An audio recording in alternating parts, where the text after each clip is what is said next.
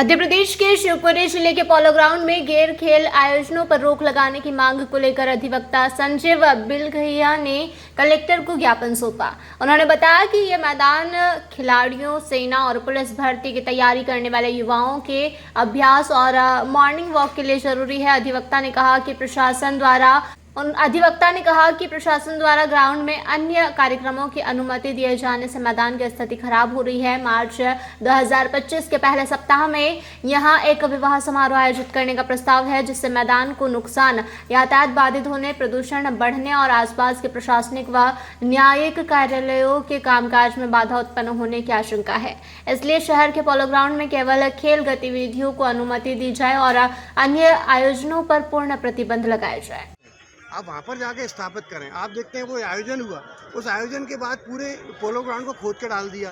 जो बच्चों की ट्रैक है, जो दौड़ रहे हैं, बनी हुई ट्रैक है, वो ट्रैक खोद के फेंक दी। अब वो दौड़ नहीं पा रहे हैं। तो मेरा मतलब बच्चे दौड़ नहीं पा रहे, कार्यक्रम नहीं हो रहा। दूसरा क्या है कि कोई भी आयोजन होगा, जैसा कि ऐसी सूचना मुझे मीडिया से मिली है, कोई वैवाहिक आयोजन होना है। अब वैवाहिक आयोजन होगा, ग्रामीण परिवेश से ट्रैक्टर आएंगे, ट्रॉली आएंगी, यातायात व्यवस्था बिगड़ेगी।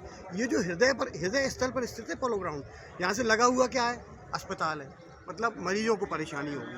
कलेक्ट्रेट परिसर स्थित है, न्यायालय परिसर स्थित है, अन्य सारी मतलब एक यातायात व्यवस्था फेल होगी।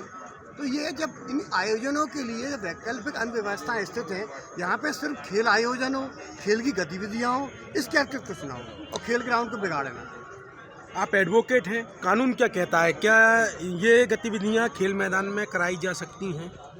इस तरह की गतिविधियां खेल के लिए जो जगह निर्धारित है वहाँ कराया जाना कहीं तक न्याय संगत नहीं है।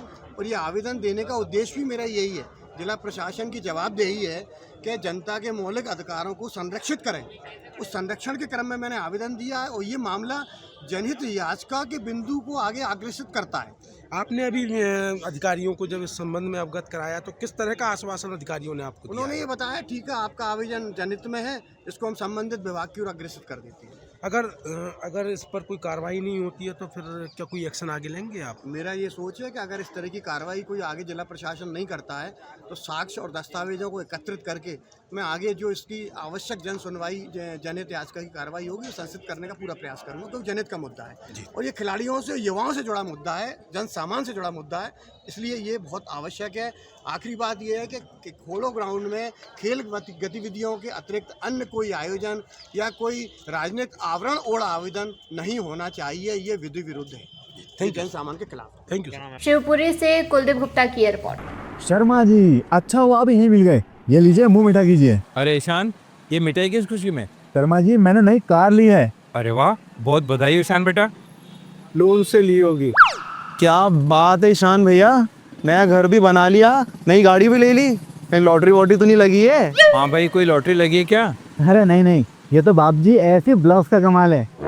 बाप जी ब्लॉक्स? वो कैसे?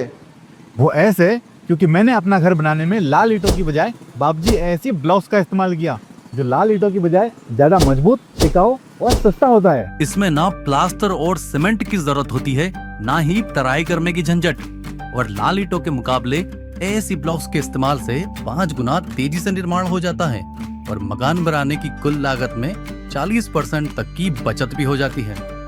तो बाकी बचे हुए पैसों से मैंने नई कार ले ली, तो हुआ ना डबल फायदा। भैया काम नहीं लगा बाप जी एसी ब्लॉक। अब आप भी बनाए अपने सपनों का घर बाप जी एसी ब्लॉक्स के साथ। बाप जी एसी ब्लॉक्स, स्टील से मजबूती।